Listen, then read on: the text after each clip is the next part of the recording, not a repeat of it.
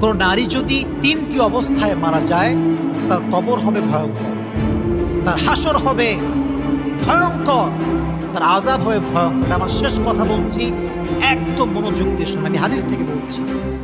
আমার বোনদেরকে বলবো খুব মনোযোগ দিয়ে শুনতে হবে এই কথা।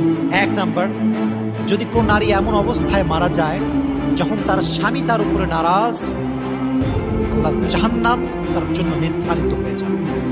নবীজি বলেছেন, হাদিসটা কত সুন্দর দেখেন, যদি কোনো মেয়ে এই অবস্থায় মারা যায় যে তার স্বামী তার উপরে সন্তুষ্ট ছিল, সালমা রাদিয়াল্লাহু তাআলা আনহা থেকে বর্ণিত, সেই মেয়ে আল্লাহর জান্নাতে মৃত্যুর পরবর্তী সময়েই প্রবেশ করবে।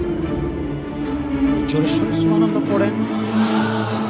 আল্লাহর হাবিব যখন জান্নাত এবং জাহান্নামকে ভিজিট করলেন, তিনি দেখলেন জাহান্নামের ভেতরে কিছু নারীর জিহ্বাকে বের করা হয়েছে, পুরো শরীরটা জিহ্বার উপরে চাপিয়ে দিয়ে তাকে